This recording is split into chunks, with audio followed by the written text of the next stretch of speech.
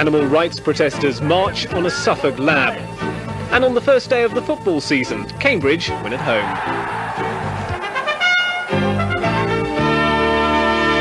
Good afternoon, sport in a moment. First the news. 100 members of an animal rights groups from across East Anglia have held a protest march and rally at a Suffolk laboratory complex to protest against the use of animals in experiments. The newly formed East Anglian Campaign for Ethical Research protested outside the premises of Pharmaco LSR at Ockhold near Eye. It's one of the biggest labs of its kind in Europe. Campaigners from Norfolk, Suffolk and Cambridgeshire are expected to join the event, which is aimed at pressing research companies to spend more on finding ways of testing and experimenting without using animals. An elderly woman's died and her granddaughter has been seriously injured in a road accident at Clacton. Both are believed to have been crossing the London Road when the accident happened at about 12:15. The 5-year-old girl, who has multiple injuries, is in a serious condition. A 7-year-old boy who drowned at a swimming pool at a holiday park in Hunstanton in West Norfolk yesterday has been named as Michael Oliver from Brackley in Northamptonshire. The boy was pulled from the pool at Searles Holiday Park but died later in the Queen Elizabeth Hospital at King's Lynn. Police and environmental health officers have begun an investigation into the tragedy. Later, 6 people were hurt at the site when a gas bottle exploded. Norfolk Police said it was believed the fire started while a gas cylinder was being changed, resulting in a fireball. The 6 people who received burns came from the Lowestoft area. They were also taken to the Queen Elizabeth Hospital but were released after treatment.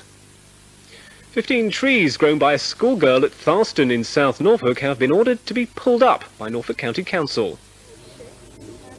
The trees were hand-reared from conkers and acorns by Claire Millington, who helped the village conservation group plant them in February. But the council say they must come up because they were planted without an official licence. Villagers say they were acting to improve the environment and would fight to keep them. The parish council said it had refused to sign the licence because the conservation group had not gone through what they call the correct channels. A county council spokesman said there had to be some sort of control on planting trees on verges. A former chairman of Essex County Council has been made a life peer in a list announced by Prime Minister John Major. Conservative Bill Dixon-Smith represented Braintree East but lost his seat in the May elections. He'll now take his place in the House of Lords. An Essex hotel owner is being forced to replace windows at an historic building after losing a long-running planning row with the local council. Council officials noticed the UPVC windows at the Pier Hotel in Harwich 7 years after they'd been installed, and because it's a listed building, insisted that the original style of windows should be restored. Owner Gerald Milsom appealed, but the Department of the Environment has now ruled in favour of tendering council. The hotelier says putting old-style sash windows back will cost him £20,000. Carnivals have been drawing the crowds around the region this afternoon. In Suffolk, the 18th Ipswich Carnival was marked with a parade through the pedestrianised town centre, with the convoy decorated floats making their way through the Christchurch Park. The theme of this year's festival procession is Arras and Europe, commemorating the industrial and economic links forged between Ipswich and the French town earlier this year. There's a firework display tonight and a host of local charities are expected to benefit from the event. In Essex, the Southend Carnival has been underway, one of the highlights of a week of activities. The procession took 2 hours to make its way through the town. Many of the floats were created on traditional themes, but others reflected the latest crazes, including the inevitable dinosaurs. Local charities to benefit from this year's fundraising will be the town's homeless centre and the hospital scanner appeal. And finally, a 3-year-old Vietnamese pot-bellied boar is recovering from a mammoth hangover after eating sugar beet which fermented into alcohol in his stomach, sending him into a 2-day stupor. The drunken pig called Winston keeled over in his paddock at Bayton in Suffolk, and his anxious owners called the vet who diagnosed what had happened. Winston is now recovering from his overindulgence on a diet without sugar beet. Well, the football season's underway with news of the day's sporting action. Here's Richard Henwood.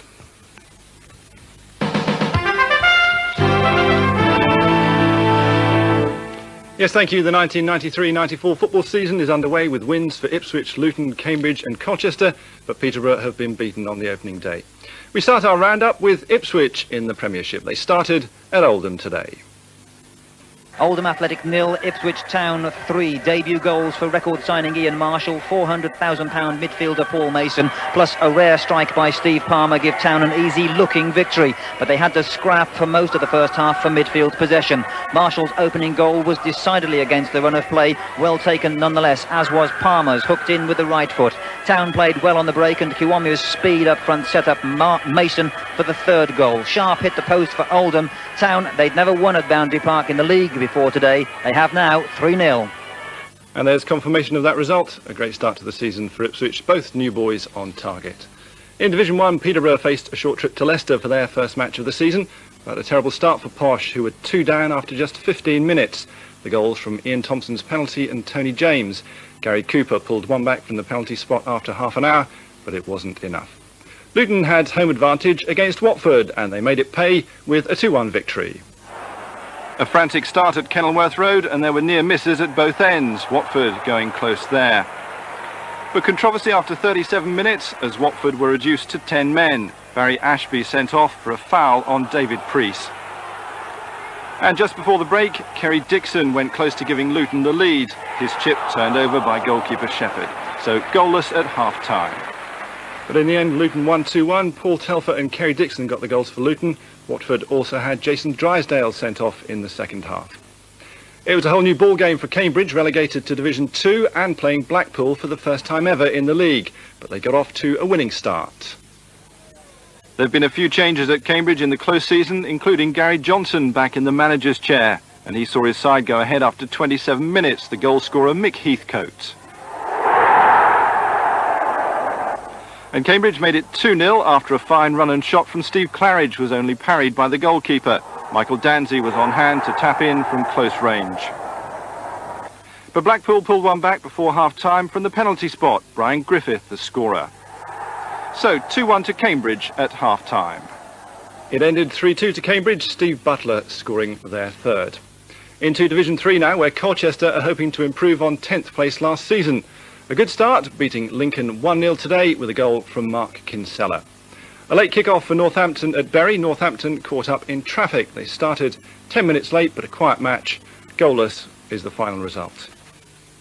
2 of the region's clubs play tomorrow, of course. Norwich are at home against champions Manchester United, and there's another good-looking match in Division 1, Southend against Nottingham Forest. You can see that live on Anglia tomorrow afternoon. The programme starts at 2:30.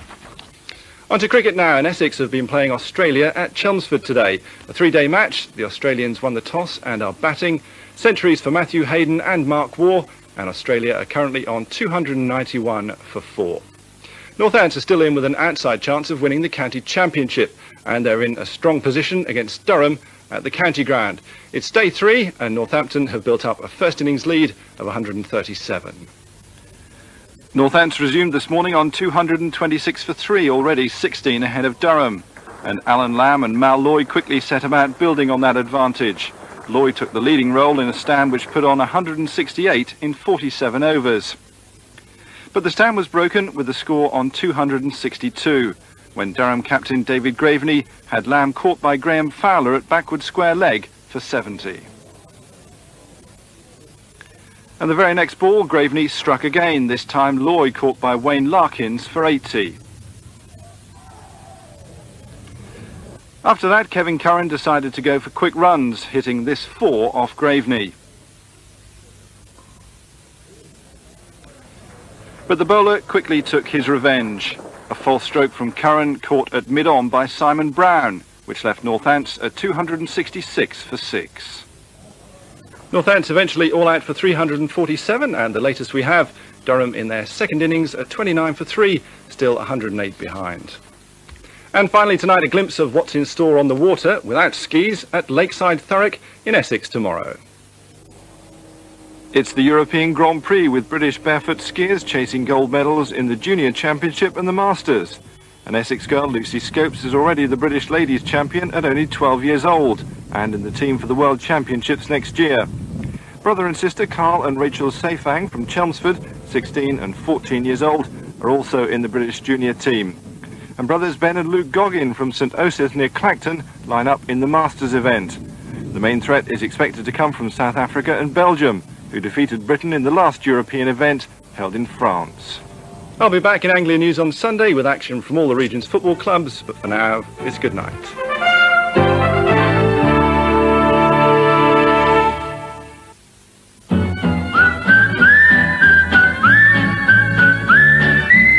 Anglia weather in association with Legal & General. Good evening. It's certainly been a fine day across the region today. Plenty of sunshine, nice and warm inland. A bit of a breeze around the coast at times, but still very pleasant. And as you can see on this satellite picture, quite bright weather on this eastern side of the country. A lot of cloudy, unsettled weather further to the north and west.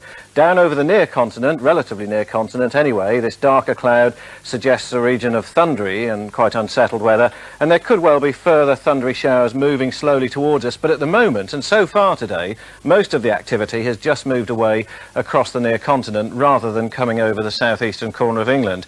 There have been, with all these clear skies over this part of the chart and down through the Mediterranean, there have been some very high temperatures indeed this afternoon. 38 degrees Celsius along the coast of North Africa. That's with a wind blowing from the inland desert rather than a coastal onshore breeze. A little bit lower if the wind's blowing onshore, about 30 degrees Celsius. Elsewhere in Europe, pretty reasonable temperatures, the middle 20s, even the middle 20s closer to home. I think some parts of our region may well have had 24 Celsius, that's 75 Fahrenheit.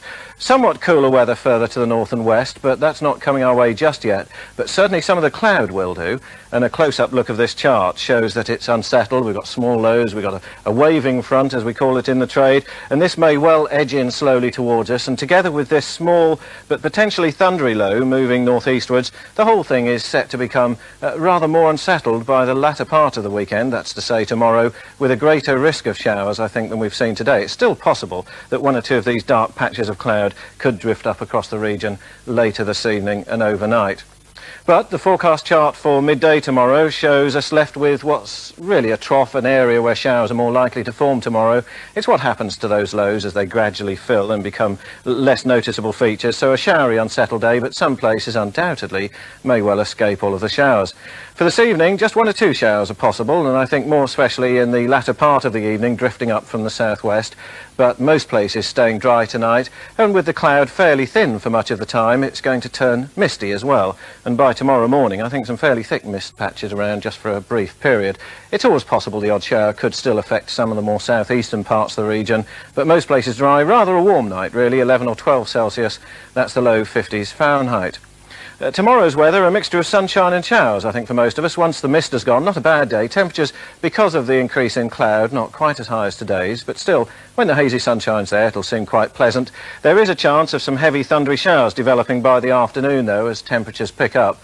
The temperatures, incidentally, getting into the low 20s Celsius. 22 is 72 degrees Fahrenheit. The outlook, another showery day on Monday.